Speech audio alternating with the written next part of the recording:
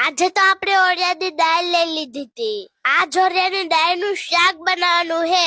તમે કોઈ દી ઓરિયાની દાળનું શાક ખાધું કે નહીં? ખાધું હોય તો કમેન્ટ કરીને કહેજો તો ખરા. પછી તો આપણે ઓરિયાની દાળમાં પાણી નાખી લીધું હતું. પહેલા આપણે આ દાળને પલાળવાની હે, પછી વઘારવાની હે.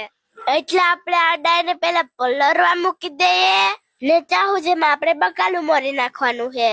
દાળ પલળતી હતી ને ત્યાં આપણે હુપડામાં બકાલું લઈ લીધું હતું. આમાં આપણે લઈ લીધું ટમેટા, ડુંગળી અને આદુ.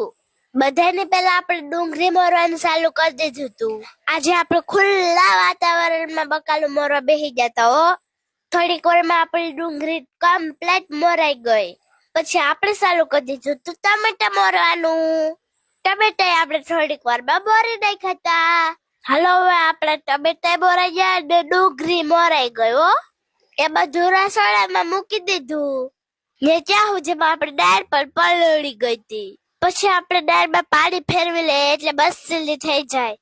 એક બે વાર પાણી ફેરવી લીધું તું ને ત્યાં દાળ થોડી હફેદ જેવી થઈ ગઈ હતી. પછી તો કામ આપણે દાળ લઈને સીધા રસોડામાં મૂકી જતા. સુરો તો હરકતો તો જો ને આજ આપણે આ દાળ તોલિયામાં વઘારવાની હે.